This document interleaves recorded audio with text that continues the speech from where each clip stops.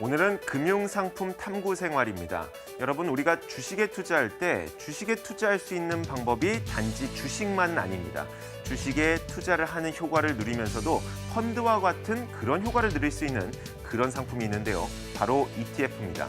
오늘은 ETF가 무엇인지 그리고 내게 잘 맞는 ETF를 찾는 방법까지 알려드리겠습니다.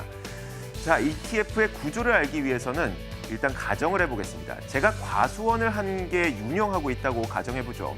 제가 운영하고 있는 과수원의 이름은 ETF입니다. 그런데 바로 옆집에 굉장히 잘 되는 과수원이 있어요. 바로 기초자산 과수원이죠. 이 과수원에서는 사과나무 10그루, 감나무 5그루, 그리고 귤나무 1그루를 키우고 있습니다.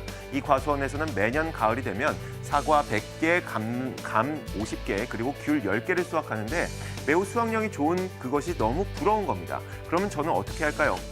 시장에 가서 옆집 과수원이 샀던 그 나무를 그대로 사와서 똑같이 우리 과수원에 심는 겁니다.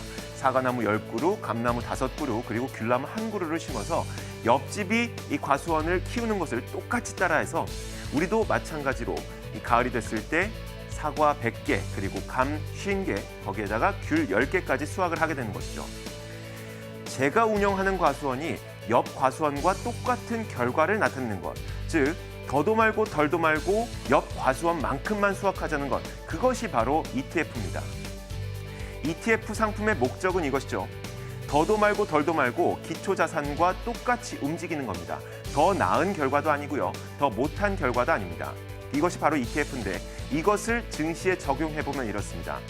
예를 들어 ETF로 가장 많이 사용이 되는 기초자산이 있습니다. 바로 코스피 200이라고 부르는 건데 코스피를 대표하는 200개 기업이 모여 있는 것이 바로 코스피 200이죠. 여기에 기업들이 이런 식으로 분포되어 있습니다. 삼성전자가 25%, 현대차가 20%, 한국전력이 15%, 삼성물산과 하이닉스 이런 식으로 분산이 되어 있다면 저는 시장에서 똑같은 비율로 삼성전자와 현대차, 한국전력과 삼성물산 이런 것들을 사오는 겁니다. 사와서 하나의 포트폴리오를 만드는 것이죠. 그리고 투자자들은 여기에 투자를 하게 됩니다. 그렇게 된다면 코스피 200 기초자산이 1% 올라가면 코스피 200을 기초자산으로 하는 ETF도 똑같이 1% 올라갈 것이고요. 2% 하락하면 2% 하락, 이런 식으로 똑같이 움직이게 됩니다. 바로 이것이 ETF인 것이죠. 우리가 주식에 투자를 하다 보면 이 기업도 한번 투자해보고 싶고 저 기업에도 한번 투자해보고 싶고 이것도 해보고 싶고 저것도 해보고 싶고 그런데 우리가 갖고 있는 돈이 한정적이다 보니까 두세 개 기업에 투자한 이후에 그중 한두 개 기업이 출렁거리게 되면 내 손실이 굉장히 크게 늘어날 수밖에 없죠. 그런데 만약에 코스피 200 ETF를 통해서 투자를 하게 된다면 코스피 200에 포함되어 있는 200개 기업에 동시에 분산 투자를 하는 그런 효과를 얻을 수가 있는 겁니다. 바로 이것이 ETF의 장점인 것이죠. 그리고 우리는 가끔 가다가 중국에 투자해보고도 싶고 혹은 원자재, 석유에도 투자해보고 싶은데 절차가 복잡합니다. 계좌를 새로 만들어야 되고 증권사에 가서 무엇을 해야 되고요. 이것저것 하다 보니까 너무나 복잡해서 그럴 바에 그냥 주식이나 투자하자 라면서 투자를 포기하게 되죠. 하지만 ETF를 이용하게 된다면 중국 ETF에 투자하시면 되고요. 원자재에 투자하고 싶으신 분들은 원자재 ETF, 혹은 석유에 투자하고 싶으신 분들은 석유 ETF에 투자하게 된다면 ETF를 이용해서 별다른 수고 없이 전 세계 어느 국가 혹은 어느 상품에든 투자를 할 수가 있는 겁니다.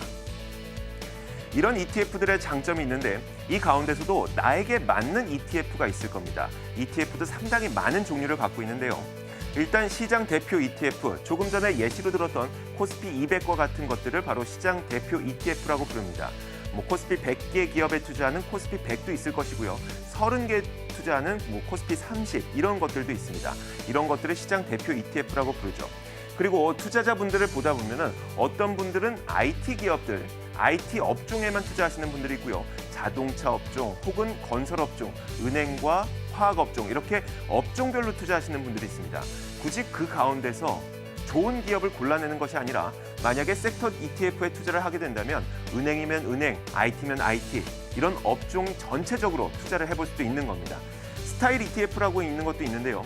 우리가 가치주에 투자해야 된다, 가치주에 투자하라 이런 여러 가지 말들이 있지만 과연 어떤 기업이 가치주인지 그것을 분명히 하기는 쉽지가 않습니다. 아무리 열심히 공부를 해도 가치주 하나 발견하기가 쉽지가 않죠.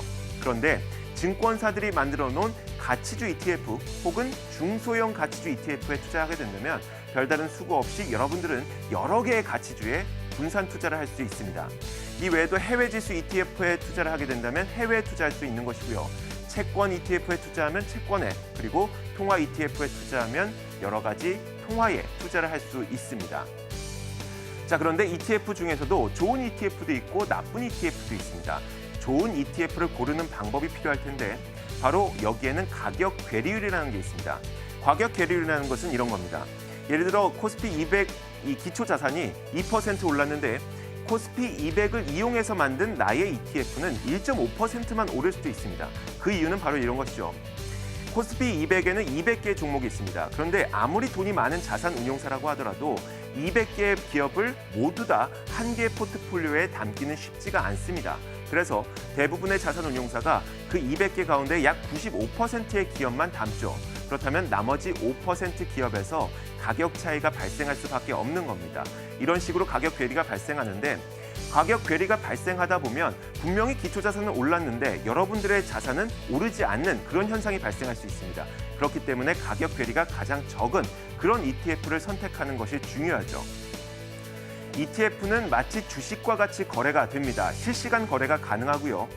주식을 이용해서 ETF를 만들기도 하고 채권을 이용해서 혹은 선물을 이용해서 만들기도 합니다. 그렇다 보니까 결국 ETF는 손실이 발생할 수도 있다는 점, 그 점은 꼭 염두하셔야겠습니다. 자, 오늘은 금융상품 탐구 생활 첫 번째 시간이었습니다. ETF에 대해서 알아봤습니다.